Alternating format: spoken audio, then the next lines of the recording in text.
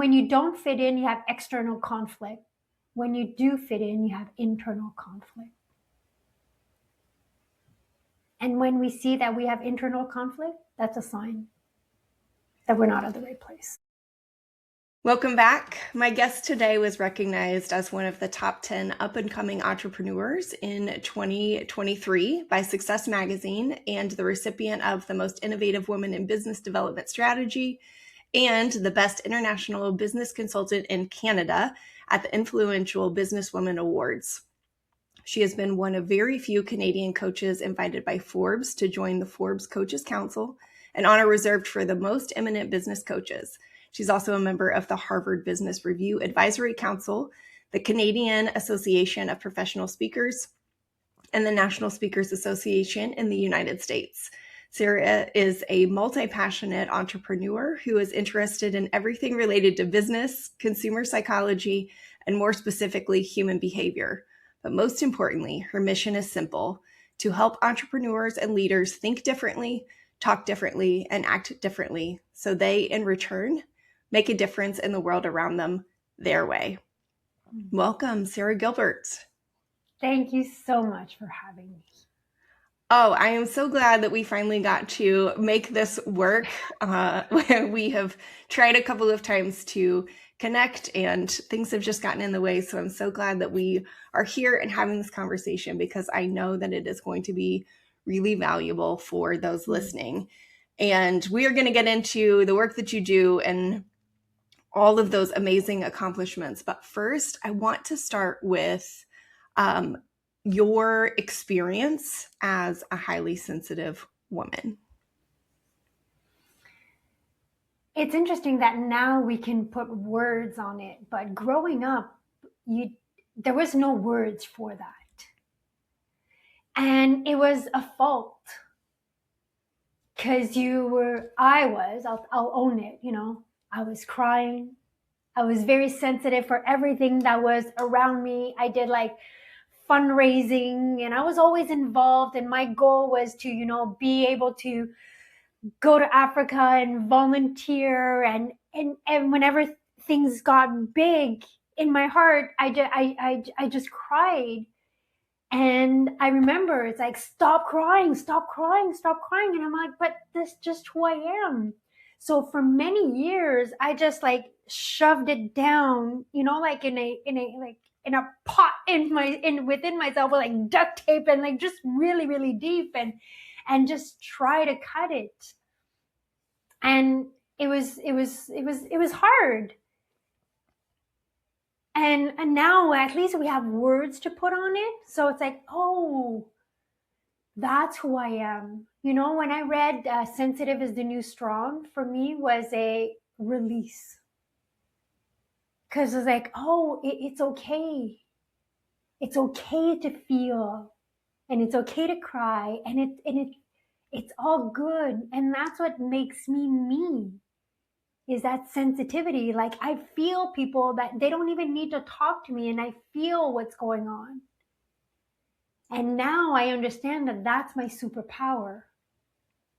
So something that started in my life, in my case anyways, as a default, it's like it was a fault.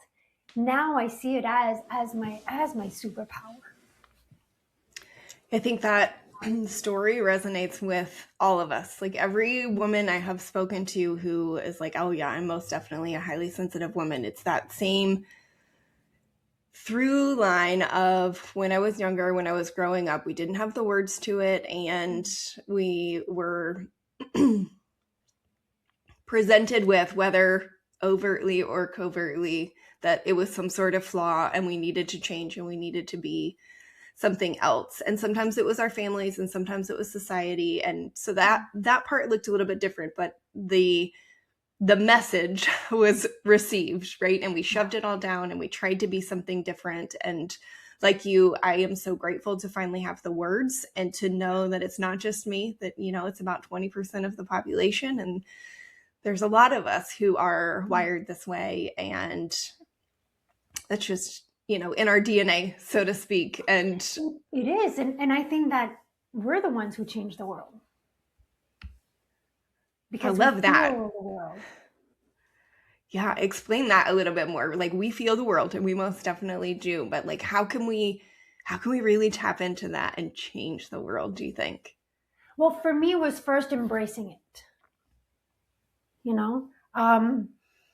And again, like putting a word on it helped me to be able to, oh, okay, and allowing it. You put a word on it, you allow it, and then you embrace it. Kind of like it goes, it's not just go from one to the other. There's a transition there. And today, like as like in my professional life, like I'm a coach, I'm a speaker.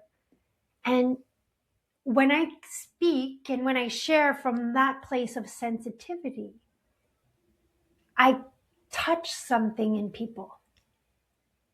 I bring back purpose. Even with friends, I'll talk with chit chat with friends. And since I'm not a, service level conversation, like I touch something and I'm able to bring a different perspective, a different point of view, a sensitivity, and it's contagious. So when we allow ourselves, it kind of overflows and it contaminates the people around us, and people become more sensitive to whatever their point of view is, their perspective, to their environment, to the people around them, to the way that they feel. And we go first.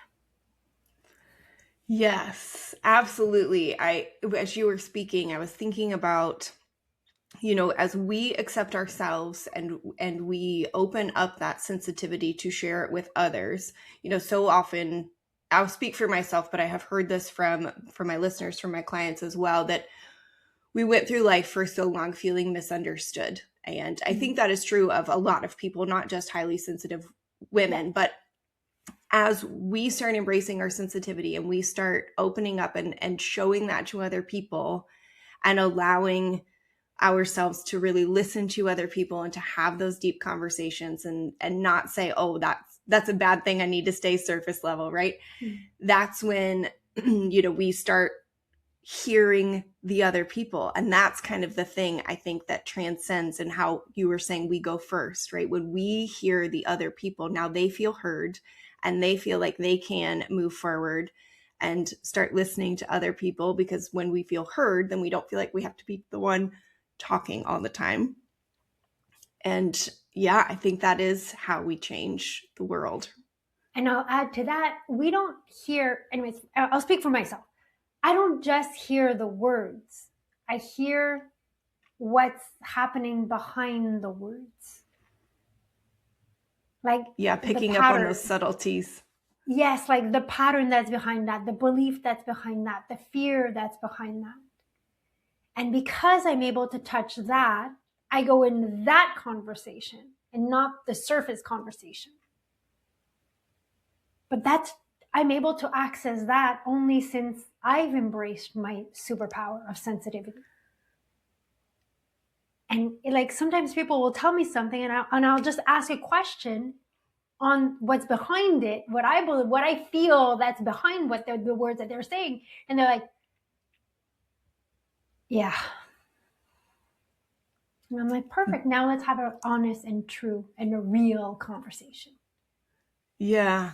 I think the other thing, and so I have experienced very similarly to what you just did, and over and over and over, I hear from people in my circle, you're the only person where I feel like I can really be myself and to not feel judged. And I don't know if that is your experience too, but to give that to someone else and to have them have at least one place where they feel like they can be themselves, which is so interesting because we go through our lives feeling like we couldn't be ourselves for so long, right? I think that might be like the greatest honor that for me that has come from being a highly sensitive person, and who I am, is giving that space to someone else. Yeah. And you think my journey is slightly different, where I'm like, good, now you know how it feels. Go give it to somebody else. Go create that for somebody else. So that's why I say, like, we're the ones bringing change in the world, because we are, like, everyone lives here above the neck. We live below the neck. And thriving is below the neck. Happiness and fulfillment is below the neck. But it's not like, and at the same time, as a society, it's not glorified. The more of more is glorified. I focus on more of better. So when I'm able to, and when I touch somebody, I say, perfect, now it's your job to create that for somebody else. Because that somebody else is going to create it for somebody else and somebody else and somebody else. And that's the greatest gift that we bring, is a reconnection to our humanity. That's how I see it. Love it. So I know that you have worked with people and are a studier of people and human behavior and all of those things. Did you start that work before you had this level of self-acceptance in the words for being highly sensitive, or did it come later? I'm just really curious, like, how you got into the work that you do and kind of the timeline of things. No, because I tried to fit in the box. So I've got a bachelor's degree in marketing. I've got like all the letters possible and impossible in the wealth management and in finance industry. And like, I've got all and I used to wear like a really nice suit and short hair. And now I go on stage barefooted and, no, because like I tried to fit in the box. I tried really, really hard to fit in the box. But at some point, something in life catches you back to bring you back to who you are. And for me, it was misery. Like I was really not happy. From the outside, everything looked good, but inside there was an emptiness. And I was super lucky. So in my consulting business, I was working with a client at one point, and it was the third time that I was presenting the business strategy for their visibility and everything. And it was like, oh my gosh, Sarah, this is amazing. This is exactly what we're going to do. But it was the third time that we had the same meeting. And I'm like, okay, clearly there's something I'm not understanding, So that's when I decided to go and do my NLP training and dive back into human behavior. But I've always been interested in human behavior, because my first career choice was become a kindergarten teacher. And my second career choice was to become a psychologist. So there was humanity. So that client, by giving me all the praise in the world but not moving, really brought me back. And I know somebody else would have just said, well, let go of that client and just go and get from that client. But I don't know, something in me said, there's something I don't get, go back and understand the human behavior more. So that's when I got back, and like I got into my first session of NLP training certification with a suit on. Okay, like I don't know if you understand. People go there wearing flip-flops and yoga pants, and I show up in a suit.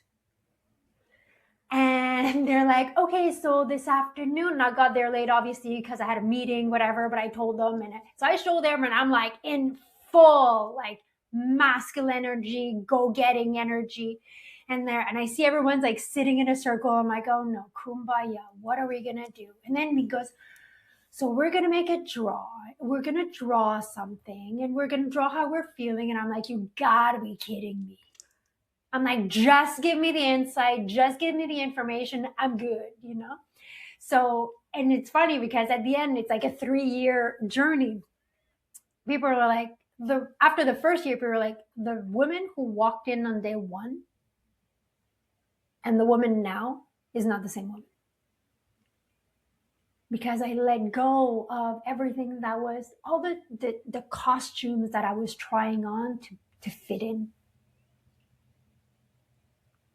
And there's a quote that says, if you want to be exceptional, well, you have to understand that you're going to be the exception.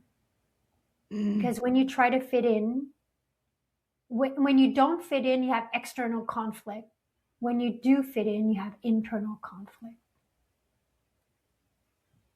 And when we see that we have internal conflict, that's a sign that we're not at the right place. Yeah, and so many of us, I think, have gotten used to that internal conflict. Excuse me, that we think that it's normal, that it's just how it is, that you just always go through life with internal conflict. And not to say that there isn't some, but we just accepted it. That, yeah. And when we start to let go of that, gosh, there's so much freedom. Something you said really hit me. It says, it brings you back to who you are. And I was having a conversation with someone just last night about like our childhood and some things that we did as children that now 30, 40 years later, we're coming back to, and how our intuition, and we know who we are as children.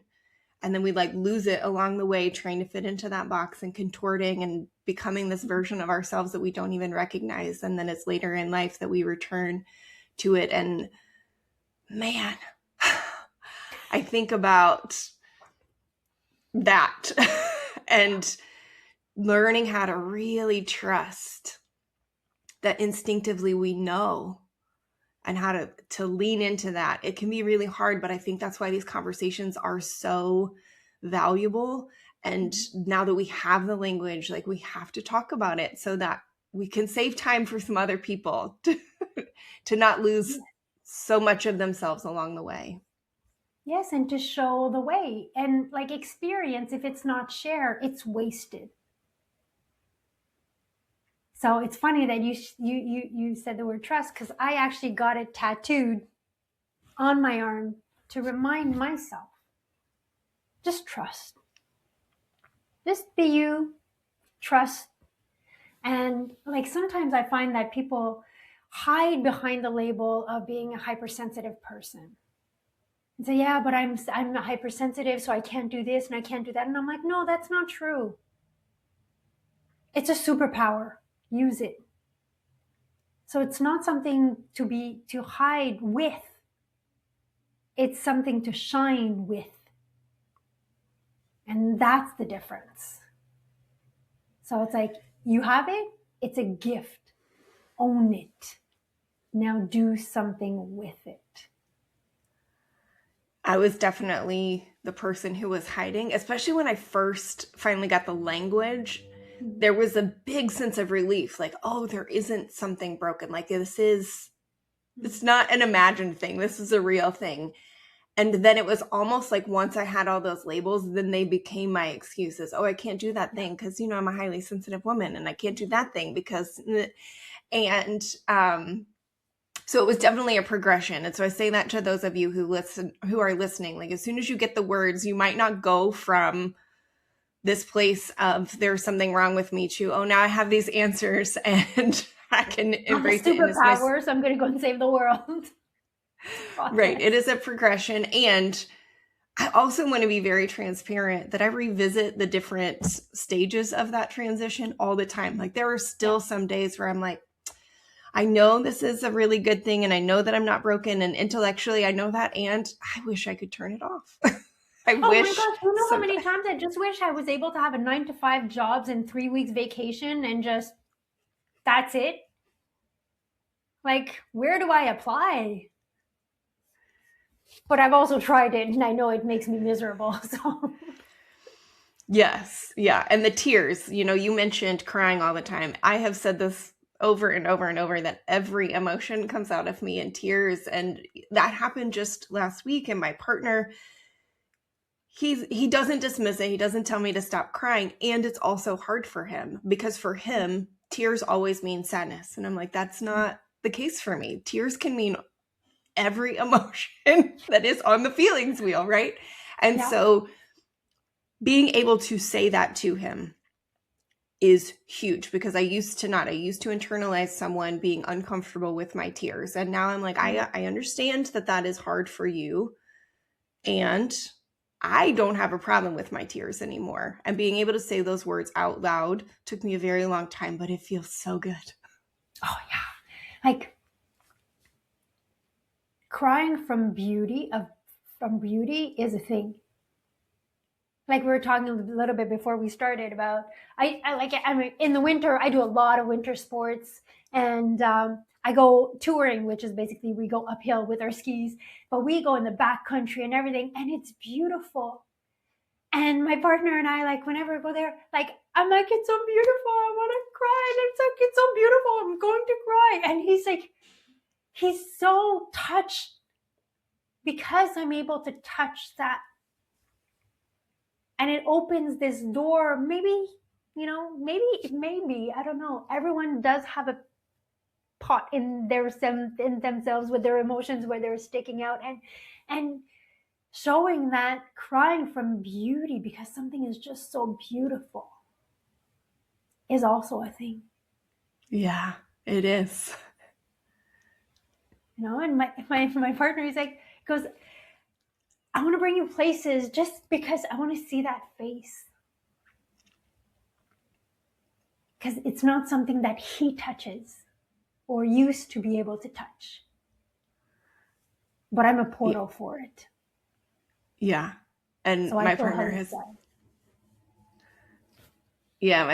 said the same thing. Like for him, in those moments where he knows that the tears are coming from a place of, beauty or happiness or love or whatever, like he enjoys being able to see that and to witness that in me. And yes, such a gift because it gives the other person permission to tap into that too. Or just know that it exists. A lot of people don't even know that that level of awe exists. And highly sensitive, it's because we touch both extremes. We're not just like, our emotional range is not this. It's not like 1 inch wide or thin. Like it's big. We go from very happy and then we can go to very sad. And we hold on to this too shall pass, like that's a quote we hold on to. And yeah, it's we bring the biggest joy to the world. And I strongly, strongly believe that. Because we tap into something that not a lot of people are able to tap into. So good. Speaking of relationships and how we're interacting with each other, I know that you do a lot of work around how like language shapes our behavior and our relationships, and in your lived experiences, personally, and the work that you do professionally, like what do you know to be true, whether highly sensitive or not? What do you know to be true about how our language shapes our behavior and our relationships?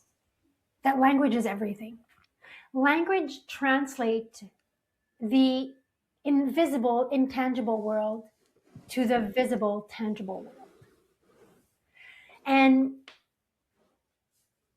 everyone, not just highly sensitive, but I think we do it a little bit more. We have, first of all, this inner chatter of, I'm not okay, this is not good, I'm not good enough, And like we have like these gazillion stories, they're rarely good, going on in our head.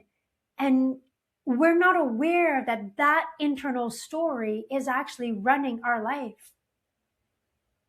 And this is for everyone. Like, I'm not good enough, I haven't done enough, I'm not pretty enough, skin enough, tall enough, I'm too tall, too short, it's not enough that. And men and women, we have this inner chatter that just, it's like the background music in an elevator. You don't hear it, but it's always there. And when we put that into light, then it comes from the intangible world, the unconscious world, to the conscious world. And when it's conscious, then I can do something about it. So my fascination with language is, I strongly believe that that is the only thing we have. They're words. Because it's that line from invisible to visible world. to be able to live an emotion and not being able to name highly sensitive, how that, when that was in our blind spot and we couldn't name it, we didn't know what to do with it. But the day we started, that a word came for it to be able to name it, then we were able to do something with it. So like the words, they put everything into reality. So let it be the words that in my inner chatter, what I say to myself, which is the most important conversation we ever have, or the ones that we have with ourselves, when I speak or when I listen to someone. So they help shape the relationship that we have with us.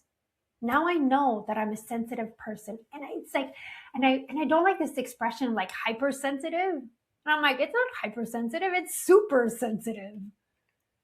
Because it's a superpower, you know? So I'm able to change it. And I build the relationship with myself with words, and I build relationship with others with words.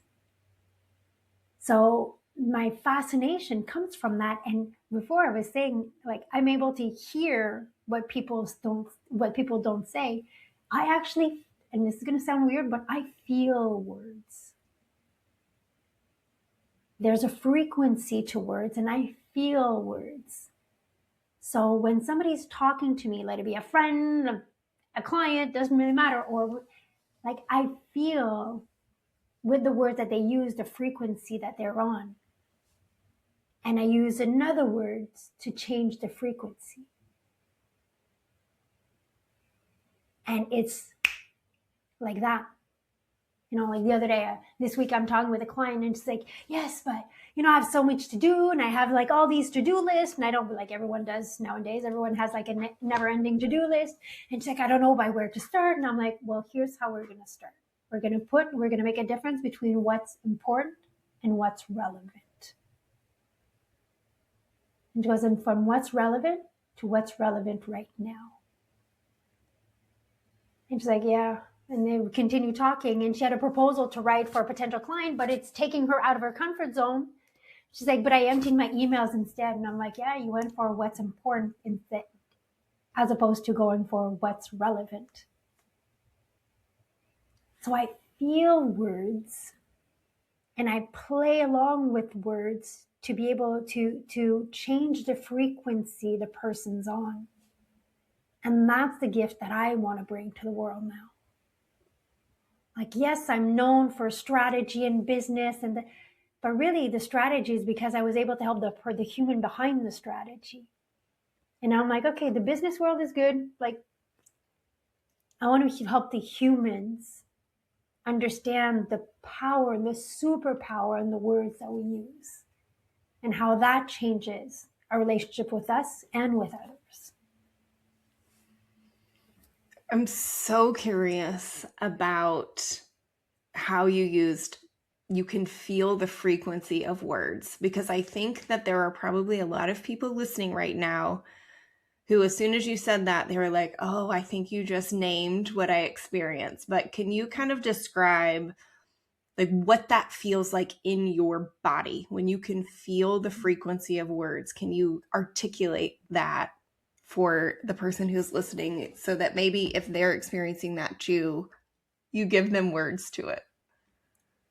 So there are words that I feel them in my head.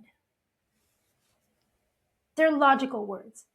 They're words that I feel in my guts.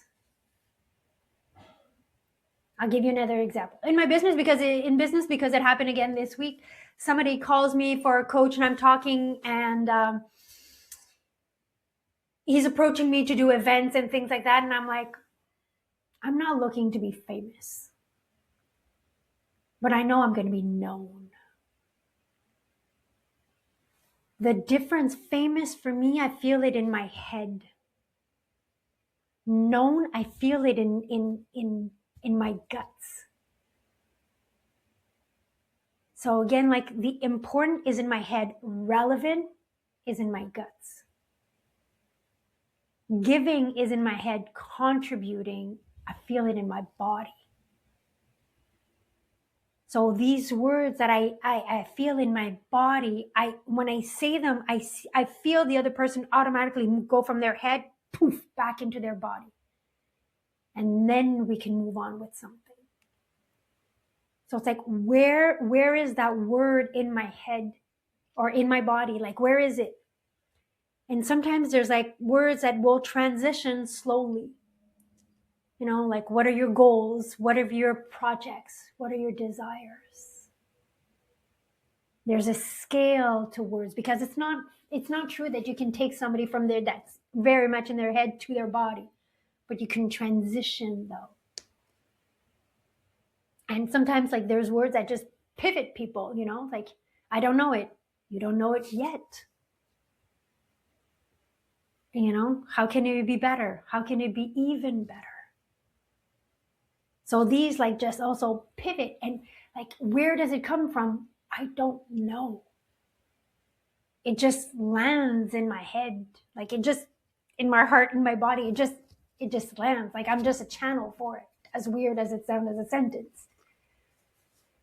And that's why that's what my purpose and my mission is we bring back people alive when they feel something. Yeah, that landing in your gut, I think, was a great way to describe it, because so many of us, I think intellectually, we can describe that to other people, right? We can say, I don't know, it just kind of, but you put words to it. There are some phrases, some words, whatever, that they don't stick, they don't land, I think, because they're in our heads. But when they land in our gut, that's when we really feel them. And the word yet, I love that. I also love the word and. Both of those are like really, really powerful. I had a client session right before we were stepping on recording, and we were, working on a mindset shift, and started with, I don't have the answer yet, and then filled in the blank. And I just think that is such a powerful word. It seems so simple. It's a little 3-letter word. Yeah. And usually, the majority of the time, the smallest words change. So it's whenever we can get it, and we feel it, and even through Zoom, or through, you can be speaking to somebody even through this video, and you feel when something lands. I've had conversations where somebody says something and everyone's like, okay, this just landed. Yes. Because life is not in our head. It's not above the neck. It's below the neck. And that's our role. That's our responsibility, because we touched it. So I think we are responsible for the next human pandemic. It's to the sensitivity pandemic. Okay. All right. Well, I have loved every bit of this conversation. And if someone who is listening, this is really landing for them, and they wanted to know more about you and the work that you do, where can they find you? There's a lot of stuff on my website, saragilbert.coach. Instagram is my happy place. And it's funny because yesterday I actually just shared a post on, instead of asking, how are you doing? Ask someone, how are you feeling? Just that. So Instagram is my happy place. I'm also YouTube, but yeah, saragilbert.coach, and all the links, all the beautiful links are there. Oh, yes. And I do have a quiz. And it's your relational archetype. And it's really something that I worked on. I worked on the quiz, and now I'm working on a series of masterclass that are all going to be free to go along with it, is how do we build relationship with ourselves, with others? Because that's what humans do. We build relationships. And that's also where our safety comes in. It's a relationship with us and then with others. So if people are interested are understanding their archetype of how they get into a relationship, there's a quiz on my website. I love it. And yes, you are right. Relationships are the foundation for everything, and just the shared human experience, even if it's with a complete stranger on a train, right? Like there's just something so powerful about human connection. So thank you so much for being here and for sharing all of this wisdom. And until next time, take care. Thank you for doing this show. It's important work. Thank you.